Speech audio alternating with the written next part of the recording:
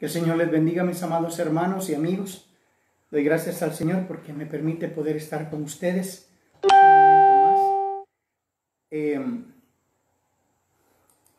Ya casi siendo hora para ir a la camita. Y quiero contarles pues de que ya estaba en planes de ir a descansar, pero sentí la necesidad, o el Señor me motivó, pues mejor dicho, creo que es lo más claro, lo más correcto, hacer este pequeño en vivo. Yo espero que sea pequeño. Perdónenme, tengo la costumbre de extenderme mucho, pero estoy tratando de aprender. Pero ¿por qué lo hice? Estaba entrando, fui a hacer algo allá adentro y mientras tanto vino a mi mente una frase. Y la frase fue, como he titulado el video, ¿qué pide Dios de ti? ¿O qué pide Jehová tu Dios de ti? De mí, ¿sí? De ti, si yo le hago la pregunta a usted, pero si nos la hacemos a nosotros mismos, sería, ¿qué pide Jehová, mi Dios, de mí? Y basado en eso, porque realmente no sabía en qué parte de la Biblia se encontraba el versículo, vine a buscarlo y me encontré que está en Deuteronomio, capítulo 10, versículo 12.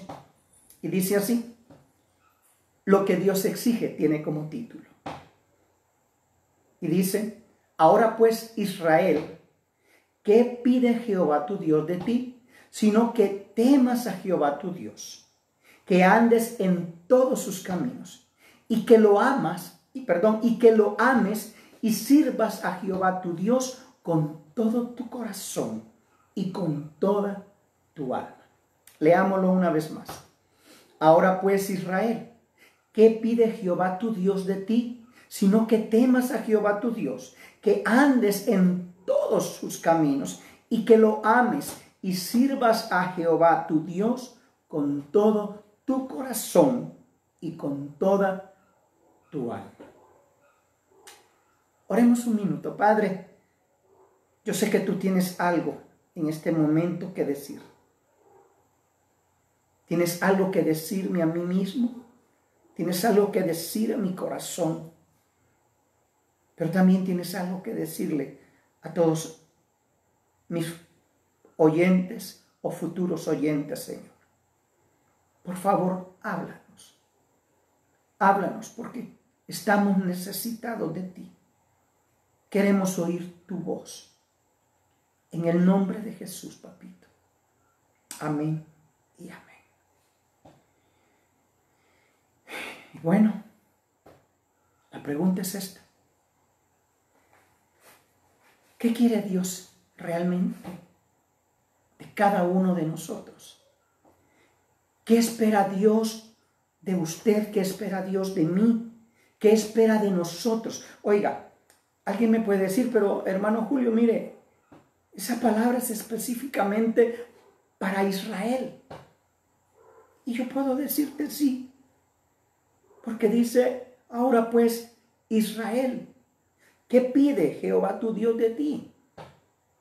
Sin embargo, oiga bien, lo mismo que esperó de Israel el Señor, lo mismo que demandó de Israel por todo el tiempo que el Señor le habló al pueblo de Israel a través de sus leyes, a través de sus mandamientos, a través de cada palabra, de cada profecía.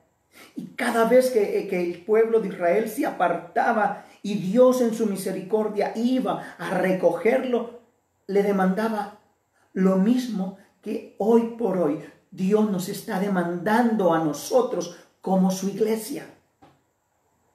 Porque recuerde, Jesucristo específicamente venía por el pueblo de Israel. Y alguien me podría decir, esa palabra no es para nosotros, pues ese es para Israel. Entonces yo podría decirle, entonces la salvación no es para usted ni es para mí, era solamente para Israel. Sin embargo, Dios en su misericordia, Dios en su amor y fidelidad para la humanidad, Él decidió abrir las puertas para todo aquel que creyera en su Hijo Jesucristo, su Hijo unigénito en ese momento. Por lo tanto, la palabra de Dios que se encuentra en el Antiguo Testamento, también podemos nosotros vivirla, no como un mandamiento, no porque si no la leo y no la vivo no voy a ser salvo. No estoy hablando de salvación. La salvación, si usted recibió a Jesucristo de todo corazón, la salvación es suya y no hay nada ni nadie que se la quite. Porque Dios se la regaló. Y Dios lo que regala no lo quita. Por algo dice en Romanos, porque los dones del Señor son irrevocables. Y entre los dones del Señor, el primer don o el primer regalo, porque don significa regalo, el primer regalo que recibimos de Dios es la salvación a través de Cristo Jesús. Y bueno, como hijos de Dios, también Dios espera algo de nosotros. No para salvarnos, porque ya nos salvó. Vuelvo a repetir el punto. Pero sí, usted como padre, usted como madre, cuando usted como está ante sus hijos y usted los ama tanto, a pesar de que ellos a veces actúan incorrectamente, usted los sigue amando. Y usted los ama de una forma incomparable, incondicional, podríamos decir. Sin embargo, todo padre y toda madre espera algo de sus hijos. Todos esperamos algo. Tal vez no le estoy diciendo que esperamos que cuando crezcan se vayan a trabajar y trabajen para nosotros. No. Porque no es para eso que los estamos criando. Pero sí esperamos que cuando están bajo nuestro dominio, ellos nos ayuden, nos apoyen en muchos sentidos, en muchas áreas de nuestra vida.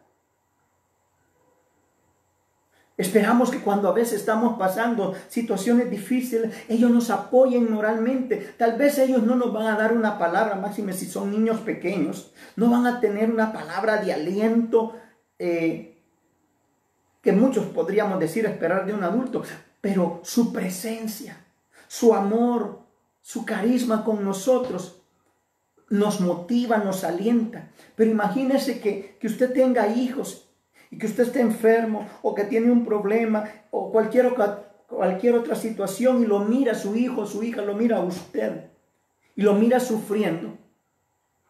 Y mira usted que la actitud del niño ante su necesidad o ante su situación difícil sea una actitud de: es tu problema, papá, es su problema, mamá. Yo no le dije que se metiera en ese problema.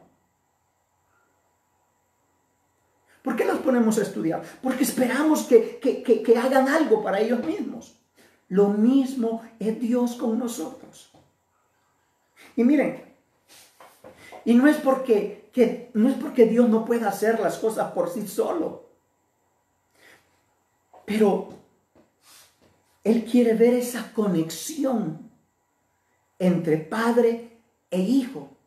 Y vea pues, en primer punto, ¿qué es lo que espera Dios de usted y de mí? Y en primer punto dice, que temas a Jehová tu Dios. Se lo voy a leer. Ahora pues, Israel, ¿qué pide Jehová tu Dios de ti? Sino que temas a Jehová tu Dios. Y cuando le dice sino que, está dando a entender que se sobreentiende que un padre espera de sus hijos respeto, veneración, ¿Qué otra palabra podría decirle? O qué otra palabra. Hay una palabra específica que yo busco. Pero vea, es ese temor reverente. Bueno, no es que querramos que nuestros hijos nos tengan miedo. Una cosa es tener miedo, otra cosa es que nos tengan reverencia y que nos tengan respeto. Claro está, el respeto se gana con respeto. Y si nosotros no sabemos mostrarles respeto, a nuestros hijos van a ser irrespetuosos con nosotros. Pero no me va a dejar mentir o no me va a negar que todo padre o que toda madre anhela, en primer lugar, que sus hijos lo amen, lo veneren, lo respeten. Que no le tengan miedo, sino que sea una reverencia en la cual su hijo a usted lo mire como algo especial. Lo mismo demanda de nosotros Dios, que nosotros lo amemos no por miedo, ¿sí? Porque cuando Él dice, sino que temas, la palabra temer acá no se refiere a tenerle miedo a Dios, sino tenerle un respeto reverente. Le voy a dar un ejemplo de temor reverente. En aquellos tiempos, yo he visto todavía en algunos lugares a donde yo a veces he ido, o recuerdo en una ocasión que estuve trabajando como mi primer trabajo como maestro, estoy hablando de 1990 específicamente, me mandaron para una aldea de Concepción Las Minas. Y algo que a mí me llamó la atención fue cómo los niños saludaban a sus papás y a sus mamás, pero también cómo saludaron al director y cómo me empezaron a saludar a mí. Y yo tuve que aprender algunas cosas que yo nunca vi. Y entre ellas fue esa, un respeto reverente. Y llegaban los niños e inclinaban su cabecita ante el director y le decían, buenos días, maestro. Bendición de Dios. Venía el maestro o el director, le ponía la mano en la cabecita del niño y decía, buenos días, hijo, Dios te bendiga, y el niño ya entraba. Alguien con una mentalidad de necio diría, eso era humillar a los hijos. No, señor, eso era enseñarle a los hijos a respetar a sus padres. Claro, hoy ya no se acostumbra. Es más, hoy hasta tuteamos a los papás o los tratamos de vos. Ya no hay aquello de mire papá, sino que, o en otros tiempos, pues, mire, sí señor, sí señora. No, es, mira viejo, vieja, ay, usted ya va, usted con sus tonteras, mamá. Ay, usted solo tonteras es papá. Y poco a poco, óigame bien, yo no sé si usted se ha dado cuenta, pero esto no es que estemos saliendo o estemos entrando, mejor dicho, a la civilización. Yo creo que eso es en realidad se ha vuelto así porque no hemos sabido educar a nuestros hijos. Entonces nuestros hijos, en lugar de reverenciar a sus padres, les falta mucho el respeto. Puede decirme que yo estoy chapeado a la antigua, probablemente. Claro, mi hijo tampoco me trata de usted, fíjate, él me trata de vos. Pero fue un trato que yo hice con él. Yo le pedí a mi hijo que me hablara de vos. Y yo se lo permití. Y mi hijo me respeta. Aunque hay momentos que a veces se le quiere salir y hay que frenarlos también. El punto es, ¿por qué digo esto? Porque estoy uniendo a la familia, porque es la mejor forma de poderle ejemplificar lo que Dios en primer lugar espera de usted y de mí como hijos suyos. En primer lugar dice, que temas a Jehová tu Dios. ¿Teme usted a Dios? Mire, cuando uno teme a Dios, cuando tememos a nuestros padres, mira, no entremos al colegio, vámonos a dar una vuelta. No, decía el niño, no, mi papá me castiga. No, hombre, deja que... No, mi papá me castiga, y uno se iba para el colegio, porque uno tenía respeto, uno le tenía ese temor reverente a papá. Lo mismo sucede en Cristo. El mundo nos ofrece muchas tentaciones. Satanás nos presenta muchas ofertas, muy tentativas, muy bonitas. Y muchas veces cuando hemos caído porque en nosotros ese temor reverente casi no existe. Y entonces Dios tiene que empezarnos a moldear a través de circunstancias difíciles. A veces nos preguntamos, ¿por qué tanto? ¿Por qué me pasa esto tanto a mí? Porque muchas veces es necesario aprender temor, aprender reverencia. Fíjese, hace días hablábamos de cómo Jesucristo tuvo que aprender obediencia a través de todo lo que Él sufrió. Porque Él estaba siendo preparado para una gran obra. Y nosotros, como hijos de Dios, también estamos siendo preparados para una gran obra. Si usted no lo ha visto así, en realidad no sé qué tipo de vida esperaba usted al recibir a Cristo. Porque yo he aprendido que los hijos, así como tienen derechos en su hogar, también tienen obligaciones. Y como hijos de Dios, usted y yo tenemos muchos derechos. Pero ante los ojos de Dios también tenemos muchas obligaciones ante Él. Y una de ellas es respetarlo con reverencia, temerle con reverencia. Y la mejor muestra de nuestro temor reverente a Dios es cuando estamos frente al pecado. Cuando hemos aprendido a temer a Dios. O cuando entendemos que nuestra obligación es temer a Dios. Entonces tenemos la fuerza, tenemos la valentía de decir no al pecado. Pero cuando falta temor a Jehová, oiga, es cuando fácilmente caemos. Y después nos excusamos. Es que mire, hermano, me pasó esto y de repente caí. No es que de repente. Nosotros le dimos lugar al pecado. Y con eso demostramos que no hay temor de Dios en nosotros. Entonces Dios tiene que ir formando ese temor en nosotros a través de circunstancias. Yo no sé si usted ha escuchado este refrán que dice, los hombres se hacen a golpes. Y yo en muchas ocasiones decía, qué tontera eso. Los machistas decían. Pero un día me puse a analizar y dije, no solo los hombres. El hombre muchas veces es necesario que se haga golpes, que la vida lo golpee. Pero esos golpes muchas veces son permitidos por Dios con un objetivo, con un propósito. En primer lugar, que usted y yo aprendamos a temer a Dios sobre todas las cosas. Porque hoy por hoy la iglesia se ha vuelto muy permisiva. ¿Y qué es lo que espera Dios de la iglesia? La iglesia que Él compró con la sangre de su propio Hijo.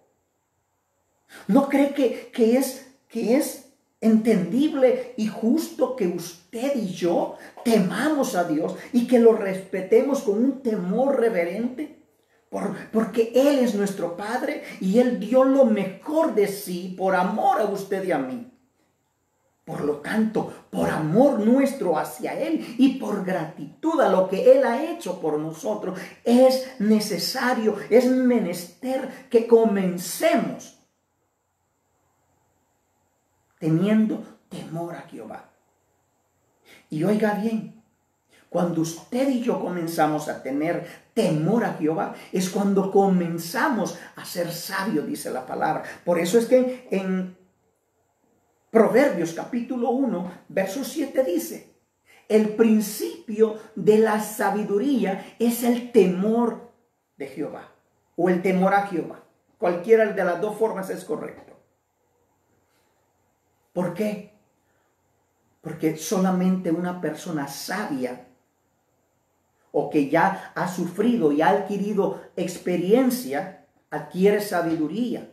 Y entonces dice, no peco, porque al pecar, 1, ofendo a mi Padre. 2, me voy a meter en un problema del cual voy a tener que vivir tal vez toda la vida sufriendo. Entonces tengo que ser inteligente y tengo que ser sabio, diligente, precavido. 2, que andes en todos sus caminos. Dios anhela, Dios desea que usted y yo podamos vivir nuestra vida entendiendo que nos es necesario vivir o andar en todo lo concerniente a Dios.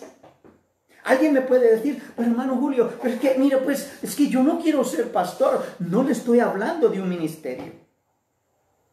No le estoy hablando de un llamado.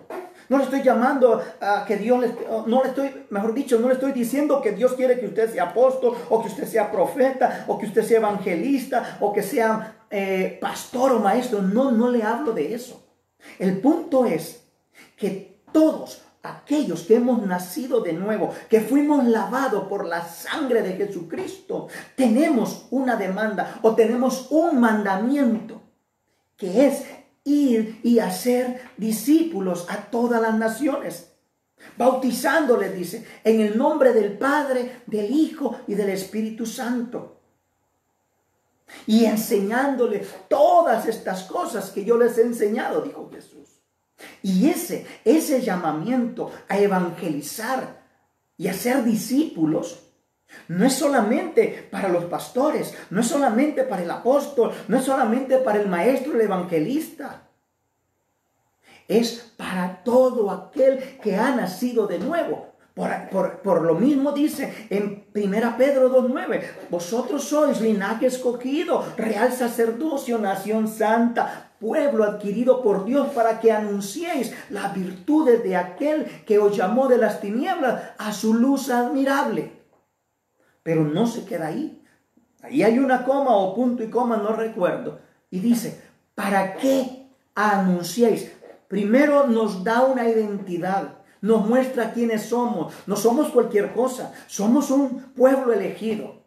Somos lo mejor de lo mejor, si usted lo quiere decir así. Somos reyes y somos sacerdotes. Tenemos autoridad y tenemos poder.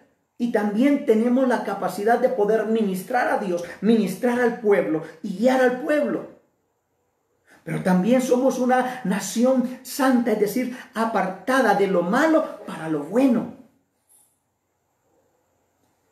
Fuimos comprados, somos un pueblo comprado, adquirido. Eso significa adquirido, es decir, se pagó por usted y por mí, y se pagó con la sangre de Cristo.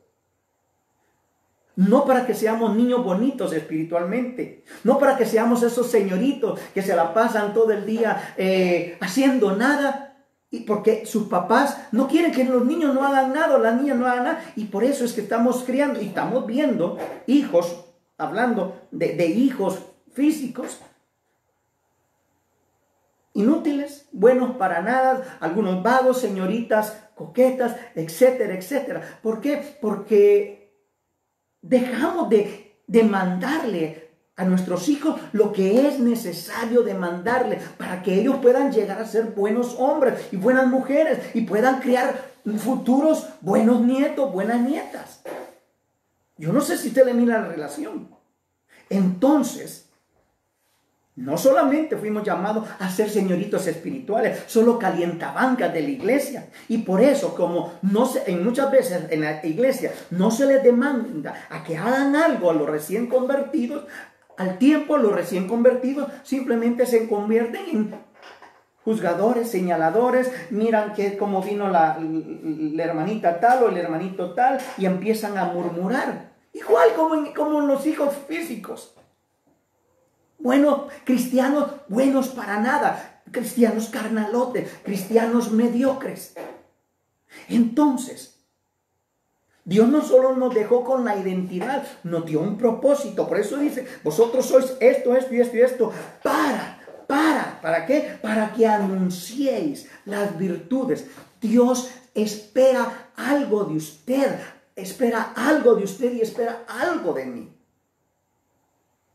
Y bueno, en este punto, el segundo punto es que andemos en todos sus caminos. Hay algo que me llama mucho la atención y es cuando Jesucristo, o el niño Jesús todavía, el pequeño adolescente de 12 años, se queda en el templo por 3 días y los papás se han ido y tienen que regresar a buscarlo. Y le dice, María, hijo, ¿por qué no hiciste eso? ¿Pero qué tienes conmigo, mujer? Le contesta Jesús. En los negocios de mi Padre me conviene estar. Fíjese bien lo que él dijo. En los negocios. Discúlpeme, ¿cuáles son sus negocios en realidad, espiritualmente hablando? Porque de los negocios de su Padre, que a usted y a mí nos conviene estar, es que depende toda nuestra vida, depende todo lo que estamos haciendo, tanto en lo espiritual como en lo físico.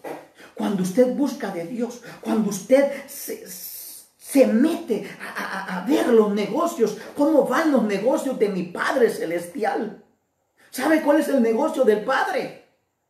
El primer negocio del Padre es que usted y yo podamos conquistar las almas perdidas. Ese es el negocio del Padre. El negocio del Padre es restaurar la comunión que se perdió entre Él y los hombres. El negocio del Padre es que la iglesia sea edificada. El negocio del Padre, o los caminos del Padre, si usted quiere llamarle así, es que usted y yo nos involucremos en lo que Él hace.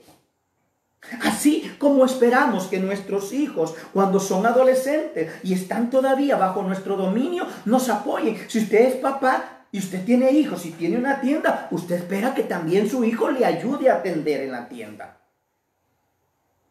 ¿Sí? Si usted, bueno, no tienen algo, pero usted es una mamá, ama de casa, espera que sus hijos, están en su estancia en casa, antes de irse al colegio o después cuando regresan del colegio, usted espera que su hijo le ayude a arreglar la casa, a barrer, a limpiar, a lavar trastes. Porque si usted es de los padres que no permite que sus hijos hagan esto, usted simplemente está formando hijos glotones, buenos para nada, futuros hijos contumaces.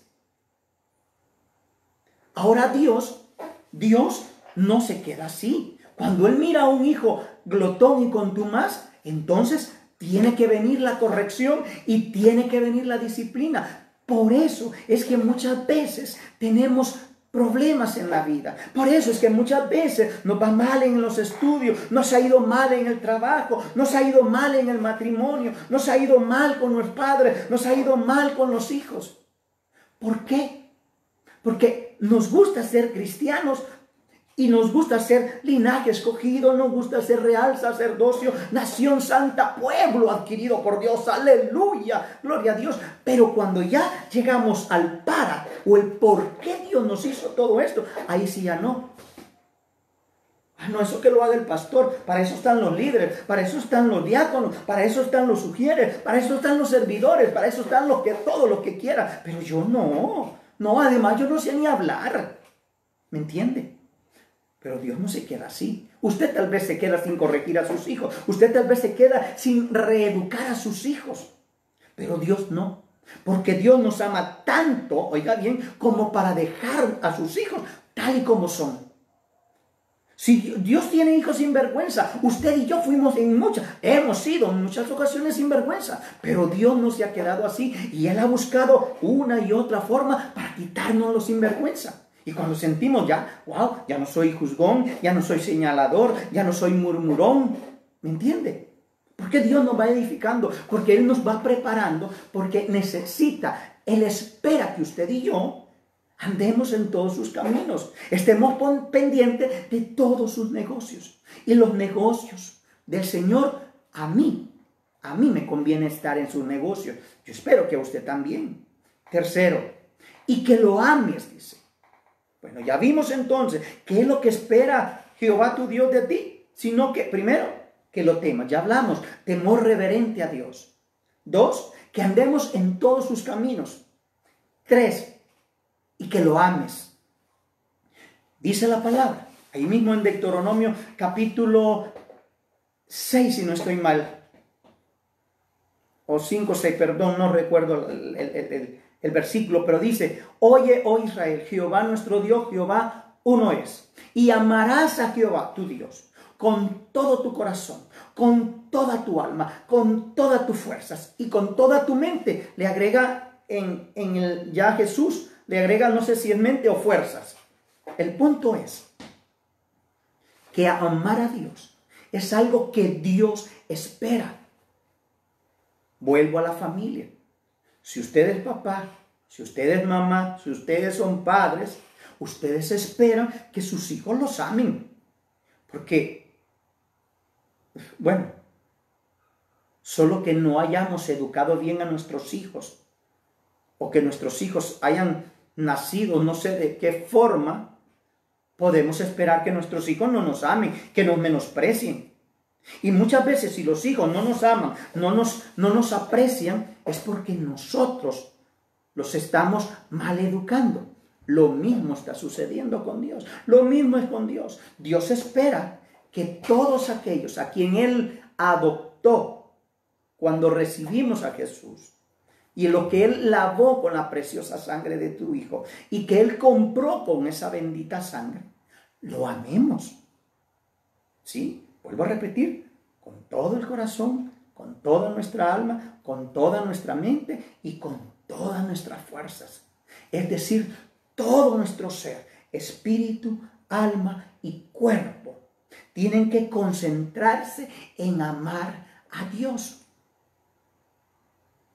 Eso es el tercer punto que vemos en este versículo. Es un solo versículo, Deuteronomio 10:12. Y por último, y que sirvas a Jehová tu Dios. Oiga bien, ¿cómo tiene que servir a Jehová su Dios?